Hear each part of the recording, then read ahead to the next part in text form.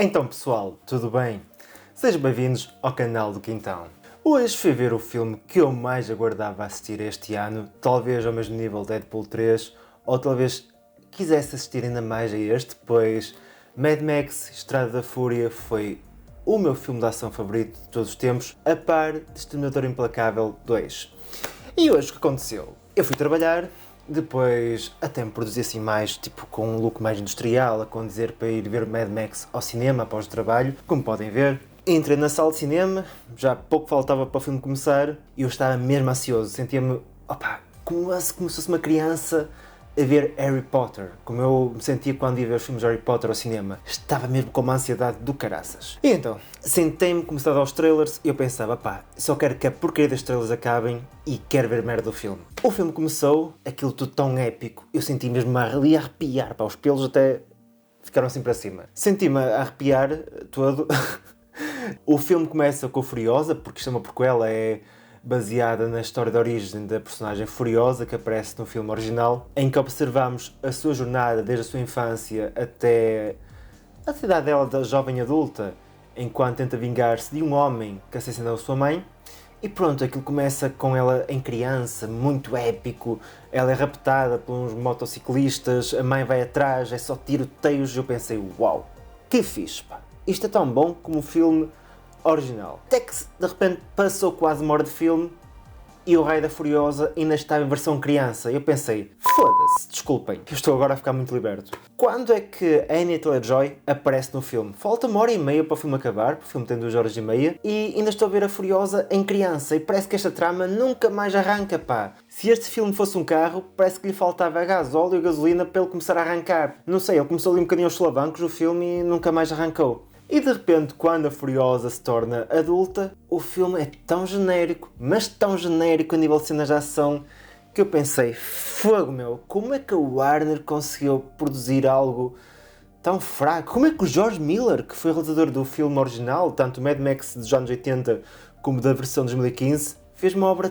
tão genérica, tão desprovida de carisma, com uma narrativa que nunca me conseguiu cativar em nenhum momento. Talvez apenas os primeiros 10, 15 minutos. Sentia-me tão ansioso por ver Furiosa. Até comprei uma revista em Espanha que tinha este póster. É uma revista que eu costumo comprar várias vezes. Sempre que vou à Espanha aproveito para comprar essa revista, pois oferece pósteres. Estes pósteres, podem ver aqui todos, são dessa revista, que é esta aqui, a Acciona. Isto é um momento publicitário, a revista não me pagou para promover, mas ela é muito interessante. Aliás, se vocês entenderem espanhol, que é o meu caso, que eu até entendo, mas sou péssimo a falar, eu não hablo muito bem espanhol, meu espanhol é uma porcaria, pero esta revista é muito buena.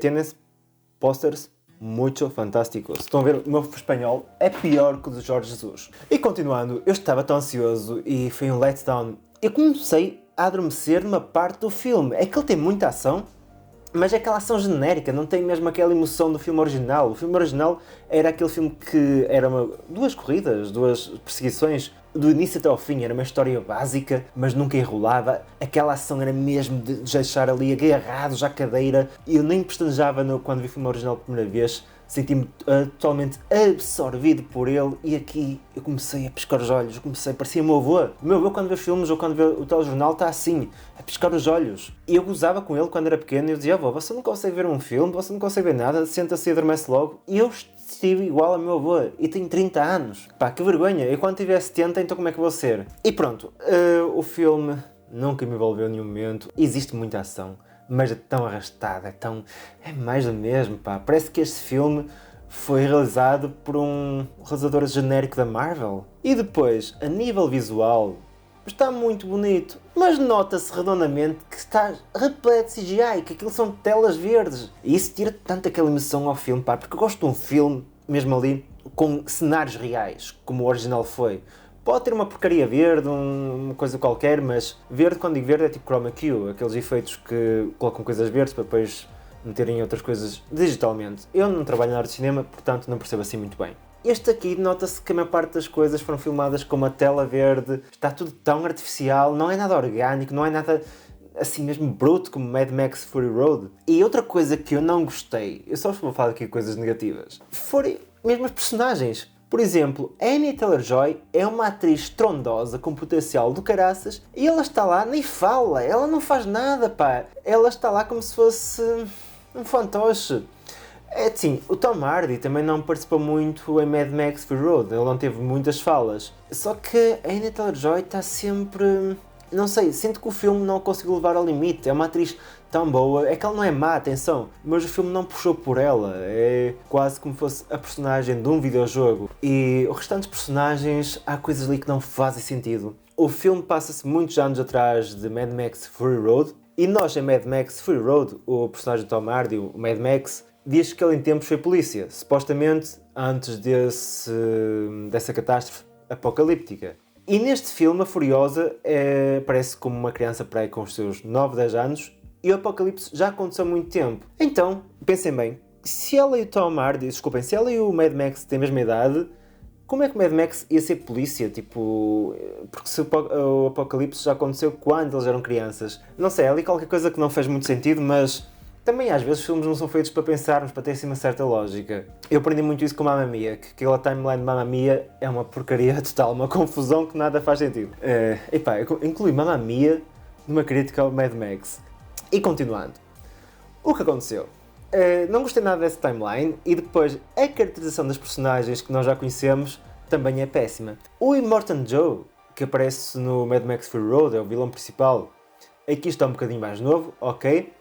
Mas, por exemplo, o vilão, interpretado pelo Chris Hemsworth, os filhos do Immortal Joe, tipo, o filme passa-se ao longo de vários anos e eles mantêm sempre o mesmo aspecto, até o mesmo aspecto que aparece no Fury Road. Como é que é possível eles conservarem esse aspecto ao longo, sei lá, 20, 30 anos? Não faz mesmo sentido. Ainda por cima estamos num cenário pós-apocalíptico, em que as pessoas, se calhar, ficam mais velhas porque não comem o que devem comer, não têm os nutrientes totais, apanham muito sol.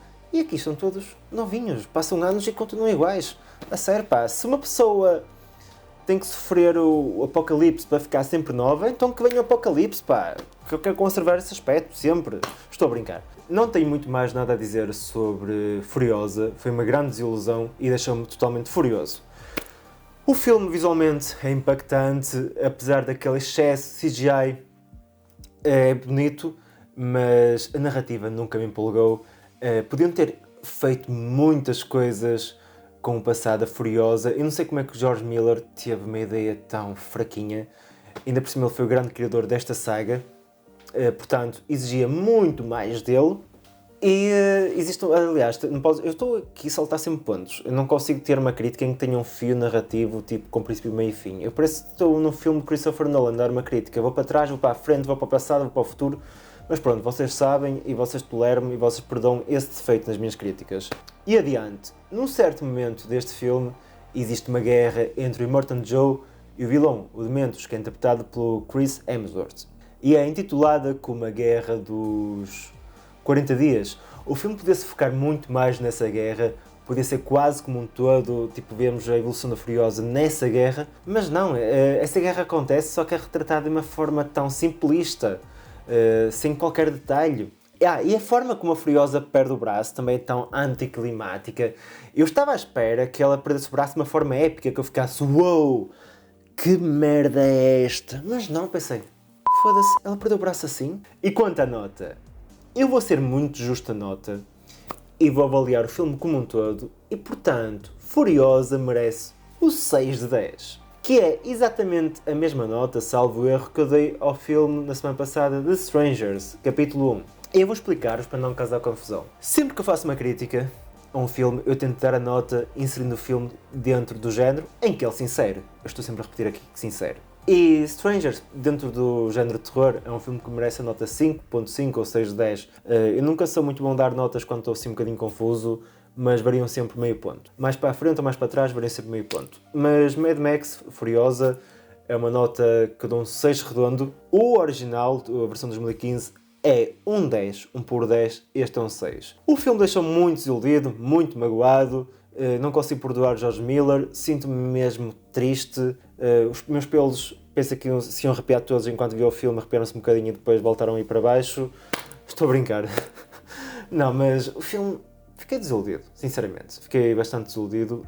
Espero que, se existir outro spin-off, uma prequela ou uma sequela, o George Miller pense em construir melhor a sua narrativa e, nem é necessário ter tanta ação, mas basta ter uma narrativa que nos consiga atrair. E também não há qualquer necessidade de ser extremamente longo, porque Furiosa seria muito melhor se tivesse menos meia hora.